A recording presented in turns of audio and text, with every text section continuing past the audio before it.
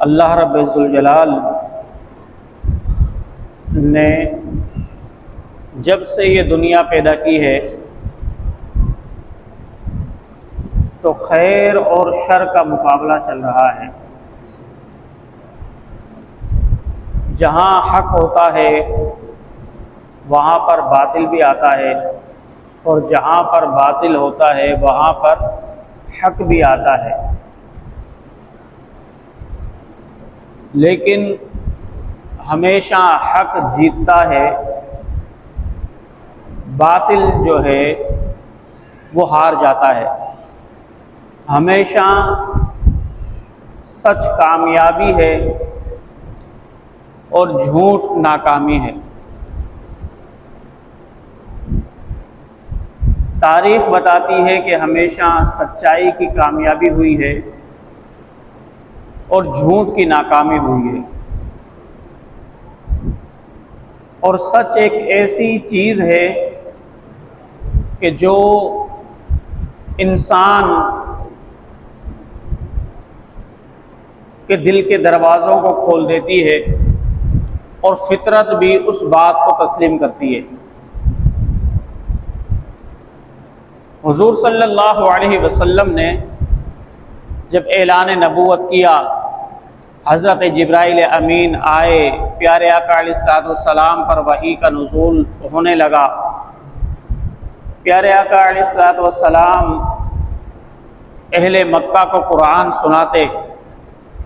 जो भी कुरान सुनता जाता कुरान का दीवाना होता जाता, मोहम्मद मुस्तफ़ा का ग़ुलाम होता जाता। अब कुरान का अपना एक सहर है, कुरान का अपना एक मज़ा है, कुरान का अपना एक लुत्फ़ है कि जिसको अहले ईमान ही समझ सकते हैं। क्योंकि कुरान नबी पाक सल्लल्लाहु अलैहि वसल्लम का ज़िंदा मौजज़ा है।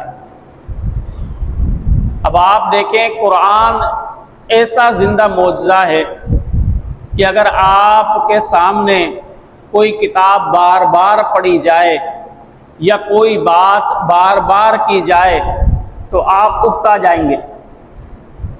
जैसे मैं अगर हर जुमा को एक ही तकरीर करता रहूं तो आप कहेंगे भाई हम तो इस मौलवी से तंग आ गए हैं कि हर जुमा को एक ही तकरीर करता रहता है, इसको दूसरी तकरीर ही नहीं आती।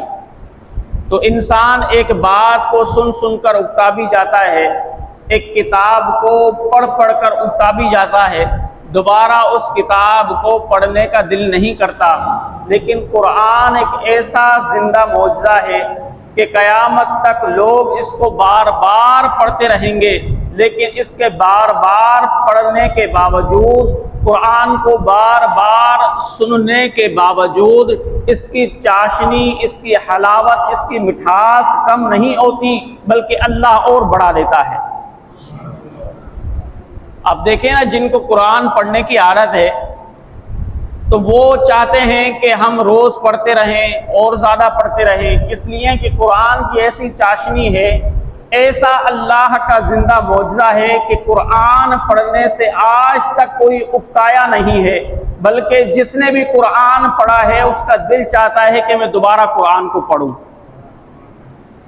अब नबी पाक सल्लल्लाहु अलैहि वसल्लम जब मक्के के अंदर कुरान सुनाते होंगे तो आप तसव्वुर करें उस कुरान के मिठास का, चाशनी का, हलावत का आलम क्या होगा कि हो कलाम खुदा और ज़बान मुस्तफ़ा से हो तो उस कलाम का आलम क्या होगा।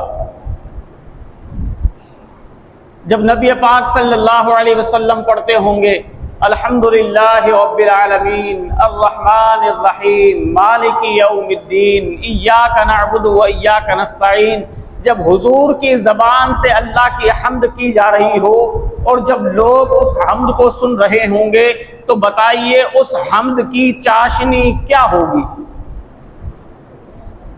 जोर से कहे ना सुबहान अल्लाह। अब नबी पाक सल्लल्लाहु अलैहि वसल्लम मक्के में लोगों को कुरान सुना रहे हैं। अब कुफ़ारे मक्का जिनके दिलों पर पर्दे पड़े हुए थे, जिनके कानों पर गिलाफ लगे हुए थे, जिनके दिलों पर मोहर लगी हुई थी, उनको बड़ी चिढ़ हुई कि भाई लोग कुरान सुन सुनकर ईमान ला रहे हैं, बुत परस्ती को छोड़ रहे हैं, अल्लाह की दावत को कबूल कर रहे हैं, नबी पाक के पक्के सच्चे गुलाम बन रहे हैं। उनको बड़ी तकलीफ हुई। अब जब भी नबी पाक हरम में जाते और लोगों को कुरान सुनाने लगते, लोग मुतवज्जा होते, तो कुफारे मक्का का एक बहुत बड़ा किस्सा गो शख्स था जिसका नाम था नदर बिन हारिस। तो वो क्या करता, नबी पाक का तोड़ करने के लिए वो लोगों को कहता कि भाई तुम मोहम्मद का कुरान सुन रहे हो, इस पर ताज्जुब कर रहे हो, आ जाओ, मैं तुम्हारे पास एक ऐसे वाक़ियात लेके आया हूं कि जब तुम उनको सुनोगे तो इससे भी ज्यादा ताज्जुब करोगे। फिर वो नदर बिन हारिस सोहराब के किस्से, रुस्तम के किस्से, यूनान के, रूम के बादशाहों के किस्से, फारस के बादशाहों के किस्से सुनाता ताकि लोग जो हैं वो मोहम्मद से कटें और हमारी तरफ आए। लेकिन जब वो ये किस्से सुनाता उस वक्त तक तो सही था, लेकिन आखिर तो किस्से ख़त्म होते हैं, आखिर तो बातें ख़त्म होती हैं, लेकिन कुरान तो कुरान है। अब नबी पाक सल्लल्लाहु अलैहि वसल्लम कभी तो हम्द सुनाते, कभी सुना देते अलम तरा कैफ फ़अल रब्बुका बिअस्हाबिल फील अलम यजअल कैदहुम फी तदलील वअरसल अलैहिम तयरन अबाबिल तरमीहिम बिहिजारतिन मिन सिज्जील फजअलहुम कअस्फिन माकूल। कभी सूरतों की तिलावत करने लग जाते। अब कुरान का मुकाबला तो नहीं हो सकता था ना। अब नदर बिन हारिस के किस्सों से लोग इतने ताज्जुब ना करते जितना कि वो कुरान को सुनकर ताज्जुब करते और कहते कि यह हाजा कलामु रब्बी, कि वाकई ये तो हमारे रब का कलाम है, ये किसी इंसान का कलाम नहीं है। लोग दिन ब दिन कुरान को सुनकर ईमान लाने लगे। यार जोर से तो सुभान अल्लाह का करो, अल्लाह के बंदो, मानी खाए कौन था चो जा, जोर का चो सुभान अल्लाह। अब कुरान हुजूर जब सुनाते लोग ईमान लाते। जब ईमान लाते कुफारे मक्का ने कहा कि भाई अब क्या करें, ये तो मोहम्मद हमारे काबू में नहीं आ रहा, हमारे लोग आहिस्ता आहिस्ता अपने बुतों को छोड़ रहे हैं और मोहम्मद के रब पर ईमान ला रहे हैं। उन्होंने क्या किया, शाम को एक मीटिंग बुलाई। मीटिंग बुलाकर उन्होंने यह मुत्तफका फैसला किया कि नदर बिन हारिस और उकबा बिन अबी मुईत ये मदीना जाएं। अभी हुजूर ने हिजरत नहीं की है, मक्के के अंदर ही है। तो काफिरों ने कहा कि ए नदर बिन हारिस, तुम भी बड़े घूमे हो, तुम भी बड़े सियाने हो, एक हम तुम्हें मुंतखब करते हैं। ए उकबा बिन अबी मुईत, तुम भी बहुत चालाक हो, बहुत शातिर हो, बड़े दाना हो, एक हम तुमको मुंतखब करते हैं। तुम दोनों जाओ अहले मदीना के पास, वहां पर जो यहूदी हैं उनको सारी सूरत हाल बताओ कि मक्के के अंदर एक मोहम्मद बिन अब्दुल्ला है जिसने नबूवत का दावा किया है। अब हम लोग तो जाहिल हैं, हम तो बुत परस्त हैं, हमें तो पता नहीं है कि ये वाकई नबी भी है या नहीं, या इसने ऐसे ही दावा कर दिया। अब हमें कैसे पता लगे कि ये मोहम्मद वाकई सच्चा नबी है, कैसे पता लगे, ये तो जरा बतलाओ। तो मदीने के यहूदियों ने कहा कि उस मोहम्मद से 3 सवाल करो। कितने सवाल? 3 सवाल करो। अगर उन 3 सवालों के जवाब दे दे तो वो मोहम्मद वाकई अल्लाह का नबी है। जोर से कहें सुभान अल्लाह। वाकई अल्लाह का नबी है। लेकिन अगर उन 3 सवालों के जवाब ना दे सके, या उनमें से 2 के दे, 1 के ना दे, या 1 का जवाब दे 2 के ना दे, तो फिर भी वो अल्लाह का नबी नहीं है। अल्लाह का नबी वो तब होगा कि जब वो तीनों सवालों के जवाब देगा। ये 3 सवाल कर लो, अगर वो सवालों के जवाब दे दे तो समझ जाना कि वाकई वो अल्लाह का सच्चा नबी है। तो अगर सवालों के जवाब ना दे सके तो समझ जाना कि झूठा है और वो मुल्क हासिल करना चाहता है, बादशाहत हासिल करना चाहता है। अब नदर बिन हारिस ने कहा कि अच्छा वो सवाल भी हमें बता दो और वो जवाबात भी हमें बता दो। यहूदियों ने क्या किया, वो तीनों सवालात उनको बताए और उन सवालात के जवाबात भी बता दिए। कहा कि ये जवाबात अगर मोहम्मद दे दे तो वाकई वो अल्लाह का सच्चा नबी है, और अगर ना दे सके तो समझ जाना कि वो अल्लाह का सच्चा नबी नहीं है। अब ये बड़े खुश गधों की तरह दौलतियां मारते हुए ये रवाना हुए मक्के की तरफ। कहा कि अब मोहम्मद का पता लग जाएगा, क्योंकि हम तो जाहिल हैं, हमने तो आसमानी किताब नहीं पढ़ी, हमने तो तौरात नहीं पढ़ी, हमने तो इंजील नहीं पढ़ी, हमने तो हमेशा बुत परस्ती की है, आबाओ अजदाद की तकलीद की है, हमें पता नहीं है कि ये सच्चा नबी है या नहीं। लेकिन यहूदियों ने बड़ा अच्छा पैमाना हमें दे दिया है। अब इस पैमाने पर हम मोहम्मद को तोलेंगे, अगर पूरा उतरा तो हम समझ जाएंगे कि अल्लाह का नबी है, और अगर ना उतरा तो समझ जाएंगे कि झूठा है। नाउजुबिल्लाह मिन ज़ालिक। अब वो बड़े खुश आए। अब सारे कुफारे मक्का इंतजार कर रहे थे कि हमारे कासिद क्या जवाब लेकर आए। अब जब वो आए तो सारे कुफारे मक्का एक जगह जमा हो गए और कहने लगे, बताओ उनसे क्या खबर लाए हो यहूद मदीना से। तो उन्होंने कहा कि उन्होंने हमें 3 सवाल बताए हैं और कहा है कि ये मोहम्मद से पूछना, अगर वो वाकई सच्चा नबी होगा तो इन सवालों के जवाब दे देगा। और उन कुफारे मक्का को नदर बिन हारिस ने वो तीनों सवालों के जवाब भी बता दिए। अब ये बड़े खुश कि भाई चलो मोहम्मद से सवाल करते हैं। अब ये आए, उन्होंने कहा कि मोहम्मद, तुम ये दावा करते हो कि अल्लाह ने तुम्हें अपना नबी बनाया है, तुम ये दावा करते हो कि अल्लाह ने तुम्हें हुक्म दिया है कि अपनी नबूवत का ऐलान करो, तुम ये दावा करते हो कि तुम्हें अल्लाह ने तबलीग का हुक्म दिया है। अगर तुम वाकई अल्लाह के सच्चे नबी हो तो अल्लाह के नबियों पर तो गैब की बातें उतरती हैं, जैसे ईसा पर इंजील उतरी, मूसा पर तौरात उतरी, तो तुम्हारे पास भी अगर कोई किताब उतर रही है, तुम्हारे पास गैब की खबरें आ रही हैं, तो इन 3 सवालों के जवाब दे दो तो हम मान लेंगे वाकई तुम अल्लाह के सच्चे नबी हो। हुजूर अलैहिस्सलातु वस्सलाम से जब ये कहा तो प्यारे आका ने कहा कि अच्छा तुम वो सवाल मुझे बताओ, मैं तुम्हें उन सवालों के जवाब दे दूंगा।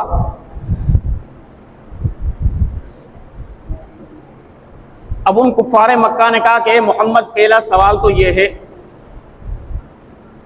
कि अस्हाब कहफ कौन थे, उनका तारुफ करो। कौन? पहला सवाल क्या था? अस्हाब कहफ कौन थे और कितने थे, उनका तारुफ बताओ, और वो गार में जाकर क्यों छुप गए थे ये भी बताओ। अब ये वाकया था अस्हाब कहफ का, यूनान का, रूम का वाकया था। प्यारे आका अलैहिस्सलाम ने कभी उस तरफ जिंदगी में सफर किया ही नहीं था।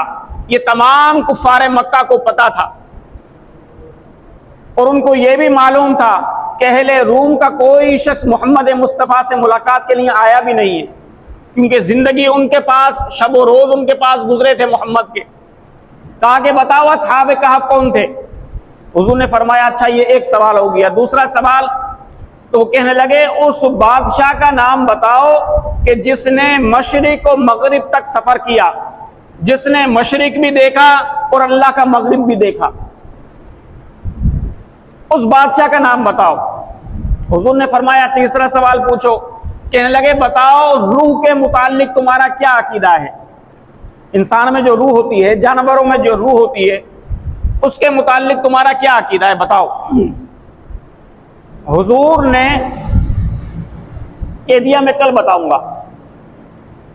अब इसमें भी अल्लाह की हिकमत थी क्या कि हुजूर ने ये नहीं कहा इंशाअल्लाह मैं कल बताऊंगा। हुजूर ने इंशाअल्लाह का लफ्ज इस्तेमाल नहीं किया, बल्कि क्या कहा, मैं कल बताऊंगा।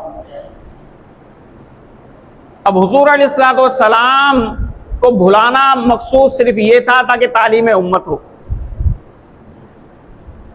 अब हुजूर ने जब ये कहा ना मैं कल बताऊंगा, और ये नहीं कहा इंशाअल्लाह कल बताऊंगा, अगर अल्लाह ने चाहा तो, ये नहीं कहा, बल्कि कहा मैं कल बताऊंगा, इंशाअल्लाह का लफ्ज इस्तेमाल नहीं किया। अब काफिर कहने लगे चलो सही है भाई, कल बता देना। अब कल भी आ गई, कुफ्फारे मक्का इंतजार करने लगे कि मोहम्मद उन सवालों के जवाब दो। हुजूर ने उन सवालों का जवाब ना दिया, इसलिए कि आपके पास जिब्राइल अमीन आए नहीं। अगर वही लाते, वही जवाब देते तो हुजूर बताते।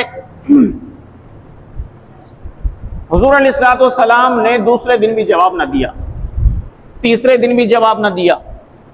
अब कुफार चमक गोइयां कहने लगे हाँ अब सही पकड़ा मोहम्मद को हमने। अब देखो सवालों के जवाब नहीं दे रहा, इसका मकसद यह है कि इसने झूठा दावा किया था। अब वो बातें करने लगे, खुश होने लगे आपस में, एक दूसरे को आंखें इशारों से कहने लगे देखो मोहम्मद जा रहा है, सवालों के जवाब नहीं दे रहा है, इसका मकसद ये नबी नहीं है।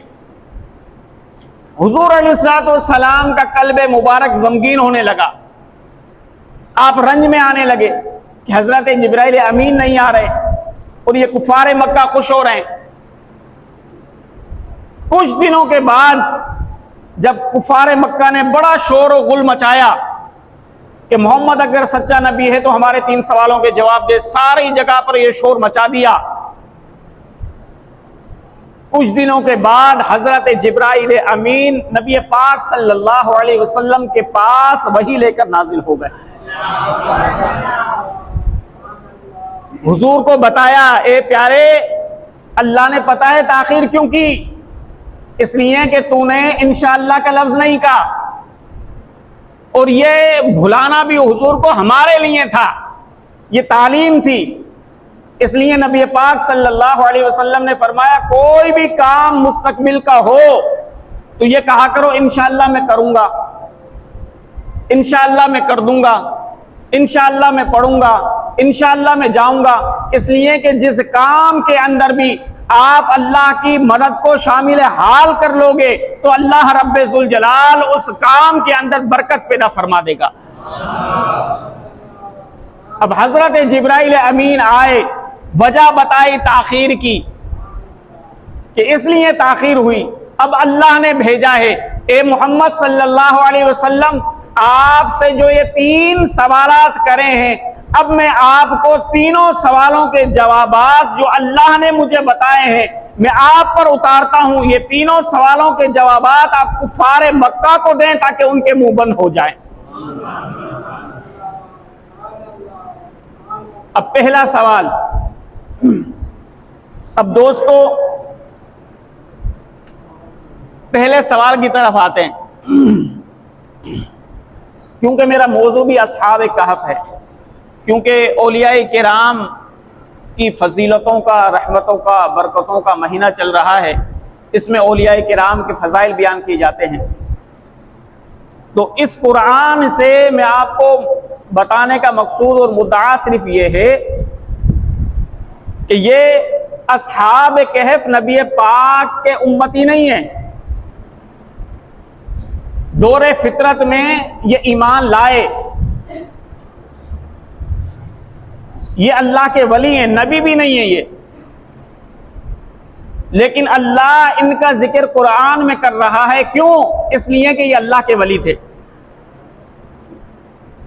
क्योंकि बाज दफा बाज लोग बड़ा अजीब सा एतराज कर देते हैं, जैसे कोई शख्स कहे कि भाई ये 11वीं वाले पीर का ही तस्करा कर रहे हैं, कोई कुरान का कोई हदीस की तो बात ही नहीं कर रहे। तो क्या 11वें वाले पीर का जिक्र करना नाउज़ुबिल्लाह मिन ज़ालिक कुरान और हदीस से मुतसादिम है? क्या कुरान में अल्लाह के वलियों का जिक्र नहीं? उन वलियों का जिक्र है प्यारे आका पर नाजिल हुआ कि जो हुजूर से पहले के हैं। हालांकि ये इजमाए उम्मत है, सहाबा का भी इस पर इजमा है कि हमारे नबी पाक सल्लल्लाहु अलैहि वसल्लम तमाम नबियों से अफजल, तमाम नबियों के सरदार हैं। और इस पर भी इजमा है कि हुजूर के अस्हाब तमाम नबियों के अस्हाब से अफजल हैं। जोर से कहें सुभान अल्लाह। और इस पर भी इजमा है कि हुजूर अलैहिस्सलाम की उम्मत के वली तमाम नबियों की उम्मतों में जो वली गुजरे हैं उन तमाम वलियों से अफजल है। समझ रहे हो बात? जब अदना वलियों का जिक्र अल्लाह कुरान में कर रहा है तो गौसे पाक का क्यों नहीं? मैंने कहा इसलिए कि अब वही का जमाना नहीं, हुजूर अलैहिस्सलाम पर वही बंद हो गई, दीन मुकम्मल हो गया। तो कुरान ने फकत हमें यह उसलूब दिया कि लोगों, जब मैं अस्हाब कहफ का तज़किरा कर सकता हूं, अस्हाब कहफ के साथ उसके कुत्ते का तज़किरा कर सकता हूं, तो जब इन आम वलियों का तज़किरा कर सकता हूं, तो जो मोहम्मद मुस्तफ़ा की उम्मत के वली होंगे उनका दर्जा मेरी बारगाह में क्या होगा? तो अल्लाह के वलियों का तज़किरा जो हुजूर की उम्मत में है, याद रखना जो कुरान में वलियों का तज़किरा है उनसे अफजल व आला है। इसलिए कि कायदा यह है कि जो नबी तमाम नबियों से अफजल, उसकी उम्मत भी तमाम उम्मतों से अफजल होती है। अल्लाह अकबर। अब हुजूर अलैहिस्सलाम ने देखिए किस उस्लूब से अस्हाब कहफ का जिक्र शुरू किया। अल्लाह अकबर। अब आप तसव्वुर करें, आंखें बन के फकत तसव्वुर करें कि कुफार मक्का का जमघट्टा है हरम के अंदर, तमाम मुनकरीन का जमघट्टा है, बड़े बड़े सरदारों का जमघट्टा है। उक़बा बिन अबी मुईद जैसा सरकश आदमी भी मौजूद है। नदर बिन हारिस जो कुरान को झुटलाने के लिए रुस्तम व बहरान के किस्से सुनाया करता था वो भी मौजूद है, और अहले ईमान भी मौजूद हैं। तो आप जरा चश्मे तसव्वुर से उस पुराने दौर के अंदर जाकर देखें कि क्या वो समा होगा कि जब मोहम्मद अरबी कुफार मक्का के दरमियान मौजूद हैं, मोहम्मद अरबी के गुलाम भी मौजूद हैं। अब मोहम्मद अरबी से वो पूछ रहे हैं कि अगर वाकई तुम अल्लाह के सच्चे नबी हो तो 3 सवालों के जवाब दो। अब अल्लाह का नबी उन कुफार के सामने 3 सवालों के जवाब देना शुरू करता है। किस अंदाज से देना शुरू करता है? अब देखें, ये कुरान उतरा, अब इस कुरान में अल्लाह ने तरतीब बताई। अब वो मोहम्मद अरबी तरतीब जब कुफार के सामने पढ़ रहे होंगे तो उसका समा क्या होगा और उसकी कैफियत का आलम क्या होगा? अब हमारी तो वो आवाज ही नहीं, हमारा तो वो लहजा ही नहीं। अब आवाज हो मोहम्मद मुस्तफ़ा की, चेहरा हो मोहम्मद अरबी का, तमाम नबियों के सरदार का, जिसके चेहरे को देखकर कुफार ये कहा करते थे, अल्लाह की इज्जत की कसम मोहम्मद अरबी का चेहरा इतना हसीन है कि अगर ये नबूवत का दावा ना भी करता तब भी हम इसको अल्लाह का नबी मानते।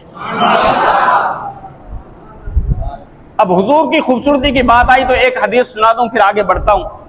एक मरतबा हुजूर अलैहिस्सलाम चहलकदमी करते करते आगे निकल गए। तो आपने देखा होगा ना कि अगर आप जमीनों पे जाओ या इधर उधर जाओ तो बहुत से लोग गायों को लेकर, काफले जो आ रहे होते हैं, थर के जो लोग होते हैं वो गायों को रेवड़ लेकर जा रहे होते हैं, किसी किसी जगह पर वो ठहर जाते हैं। या इसी तरीके से पुराने जमाने में लोग बैलगाड़ियों पर सफर किया करते थे, ऊंटों पर, गधों पर अपने घर का सामान ले जाया करते थे, और जिस जगह पड़ा हुआ था वहां पर ठहर जाते हैं। तो एक काफिला जो है वो एक जगह पर ठहरा हुआ था, उसको कहीं जाना था। हुजूर अलैहिस्सलाम जब उस जगह पहुंचे तो वहां पर एक सुर्ख ऊंट देखा। क्या देखा? सुर्ख ऊंट। हुजूर को वो ऊंट बड़ा पसंद आया। हुजूर अलैहिस्सलाम ने काफिले वालों से कहा, भाई इस ऊँट का मालिक कौन है? तो लोगों ने कहा कि फला मालिक है। हुजूर ने कहा उसको बुलाओ। वो मालिक आया। हुजूर अलैहिस्सलाम ने फरमाया कि मुझे ये ऊँट पसंद आ गया है, अगर आप बेचना चाहते हो तो मुझे इसकी कीमत बता दो, मैं आपको कीमत दे दूंगा। अब ये सारा मामला एक ऊँट की होदज पर एक बूढ़ी माई बैठी हुई थी। वो क्या कर रही थी? पर्दे से, यूं पर्दा था उस होदज पर, तो उसने पर्दे की ओर से मोहम्मद को देखा। क्या किया? मोहम्मद को देखा कि मोहम्मद सौदा कर रहे हैं। अब नाम नहीं जानती थी वो, पर्दे की ओर से देखा कि एक शख्स ऊंट का सौदा कर रहा है। अब उन काफिले वालों ने जब प्यारे आका को देखा और चेहरा मुस्तफा देखा, ऐसे मदहोश हो गए, उनको कुछ होश ना रहा। जो मुस्तफा कहते रहे वो वही करते रहे। हुजूर ने फरमाया कितने का? उन्होंने कहा हुजूर जितने का आप चाहें। हुजूर ने फरमाया इतने सही है? उन्होंने कहा हाँ इतने सही है। कहा कि अच्छा अब मैं जा रहा हूं इस ऊंट को लेकर, मैं अपने गुलामों को भेजूंगा, इतने मन खजूर भी दे दूंगा और तुम्हारी कीमत भी दे दूंगा, आप ठहरो यहां पर। अब हुजूर अलैहिस्सलाम चले गए। जब हुस्न का खुमार उनकी आंखों से दूर हुआ, दूर तो क्या होना था, हुजूर का चेहरा जो देख रहे, उनकी आंखों से मौत तक भी खुमार नहीं जाता। लेकिन जब वो कुछ होश में आए दुनियावी मामलात में, तो एक दूसरे को लानत मलामत करने लगे कि भाई एक अजनबी शख्स आया, वो ऊंट लेकर चला गया। अब यहां पर तो 3-4 इलाके हैं, 3-4 गोठ हैं, अब पता नहीं किसका था वो, और हमने उसका एड्रेस भी मालूम नहीं किया कि भाई कहां रहता है। ऐसे ही ऊंट दे दिया फकत जबान पर। अब पता नहीं कीमत मिलेगी भी या नहीं मिलेगी। जैसे आजकल होते हैं ना, आजकल तो किसी पर एतबार ही नहीं है, इसलिए कि ठगी और बेईमानी इतनी चल गई है कि हर आदमी कहता भाई पहले पैसे दो फिर माल लेना, क्योंकि ईमान खराब हो गया लोगों का। और होना भी यही चाहिए। जो शरीयत ये कहती है जो शख्स जिस चीज का मालिक है वो साहिब इख्तियार है, चाहे तो उधार दे चाहे तो ना दे। कहे कि भाई यदन बी यदिन, हाथ बहाथ दो हाथ बहाथ लो, लेकिन अगर जिसको एतमाद है वो उधार भी दे सकता है। अब हुजूर तो ऊंट लेकर चले गए। अब वो लोग एक दूसरे को कहने लगे भाई तू जानता था इस शख्स को, तू जानता था इस शख्स को। सब कहने लगे हम तो नहीं जानते थे। अब वो एक दूसरे को मलामत करने लगे, यार पता नहीं अब ऊंट ले गया है, कीमत भी आएगी या नहीं आएगी। अब वो जो होदज के अंदर बुढ़िया माई बैठी हुई थी, औरत बैठी हुई थी, वो कहने लगी लोगों फिक्र ना करो, इसलिए कि जो चेहरा मैंने देखा है उसका हुस्न ये बता रहा है, उसके हुस्न की लताफत ये बता रही है, उसके हुस्न की नरमाई ये बता रही है। अल्लाह की कसम ऐसा खूबसूरत चेहरा किसी झूठे का नहीं हो सकता। कहने लगी अगर वो शख्स ना आया कीमत लेकर तो मैं जमानत देती हूं कि उस ऊंट की कीमत में अदा करूंगी। अल्लाह अकबर। यह हुस्न का आलम था। और मैं इतना हसीन चेहरा किसी झूठे का नहीं हो सकता। अल्लाह अकबर। अब देखें उस औरत ने बगैर पहचाने, बगैर जान पहचान के हुजूर की जमानत दी, फकत इस वजह से, हुस्न मुस्तफा की वजह से। और फिर हुजूर ने वादा वफा किया। पहले तो मेहमानी के तौर पर सहाबा को भेजा, जाओ खजूरें दो उनको ताकि वो मेहमानी खाएं, और फिर पूरी कीमत भी अदा की। फिर उस औरत ने कहा देखा मैंने नहीं कहा था तुम्हें कि वो उसका हुस्न ही बता रहा है, उसके हुस्न की लताफत ही बता रही है कि अल्लाह कभी भी ऐसे किसी झूठे शख्स का चेहरा इतना खूबसूरत नहीं बना सकता जितना कि अल्लाह ने उस मोहम्मद का बनाया था। अल्लाह अकबर। अब आप चश्मे तसव्वुर से सोचें कि मक्के में कुफार मक्का मौजूद हैं। अब आप कहेंगे भाई वो क्यों नहीं हुस्न से मुतासिर हुए, तो बात याद रखना, बाज दफा कुरान कहता है खतमल्लाहु अला कुलूबिहिम व अला समइहिम व अला अबसारिहिम गिशावतुन व लहुम अज़ाबुन अज़ीम। अल्लाह जिनके दिलों पर मोहर लगा देता है, आंखों पर पर्दे लगा देता है, कानों पर पर्दे लगा देता है, फिर वो हक सुनते तो हैं लेकिन उन पर असर नहीं होता। जैसे फारस से घूमते घूमते हजरत सलमान हक की तलाश में आए आए आए आए मदीने पहुंचे, पूरी जिंदगी सफर किया हजरत सलमान फारसी ने हक की तलाश में। वो जैसे ही आए वो मोहम्मद मुस्तफ़ा को पहचान गए, लेकिन अबू जहल नबी पाक के घर के अंदर रहा लेकिन नबी पाक को न पहचान सका, इसलिए कि अल्लाह ने जिस शख्स के नसीब में हिदायत लिख दी है तो अल्लाह फिर उसकी बसीरत को भी खोल देता है, उसकी बसारत को भी खोल देता है, उसके दिल के पर्दों को भी हटा देता है, क्योंकि इसलिए कि अल्लाह ने उसके लिए बेहतर फैसला कर रखा होता है, तो अल्लाह फिर उस शख्स को हिदायत की तौफीक भी अता फरमाता है। अब मेरा जैसा भोंडी आवाज शख्स भी कुरान पढ़े तो कुरान की लताफत हो, अब मोहम्मद अरबी पढ़े तो उसका आलम क्या होगा। अब हुजूर ने उस वक्त पहली आयत पढ़ी, अल्लाह अकबर। अब सोचें कुफ्फार मक्का कितनी खामोशी से सुन रहे होंगे, और अहले ईमान जो 10 से 15 दिन तक मगमूम रहे कि हुजूर इनका जवाब नहीं दे रहे और ये हुजूर पर तानो तशनी कर रहे हैं। अब वो अहले ईमान भी मौजूद हैं, हुजूर भी मौजूद हैं, मुनकिरीन नबूवत भी मौजूद हैं। अब हुजूर अलैहिस्सलाम ने पहला कलीमा पढ़ा, अम हसिबता अन्ना अस्हाबल कहफी वर्रकीमी कानू मिन आयातिना अजबा। अल्लाहु अकबर। अम हसिबता अन्ना अस्हाबल कहफी वर्रकीमी कानू मिन आयातिना अजबा।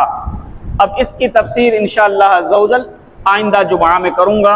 जो कुछ बयान किया गया अल्लाह अज़्ज़ा व जल हमें उस पर अमल की तौफीक नसीब फरमाए और नबी पाक सल्लल्लाहु अलैहि वसल्लम की पक्की और सच्ची मोहब्बत नसीब फरमाए।